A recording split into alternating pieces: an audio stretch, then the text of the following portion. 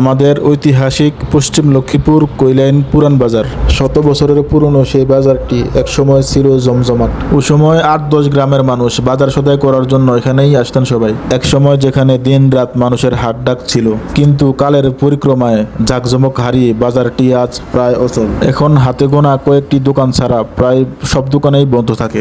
এই বাজারের অনেক ব্যবসায়ীরা চলে গেছেন অন্যান্য বাজারে। পার্শ্ববর্তী আরেকটা বাজার হওয়ার কারণে এই বাজারে এখন তেমন কেউ আসে না। বাজারের কিছু চিত্র তুলে ধরা হলো, দেখতে থাকুন।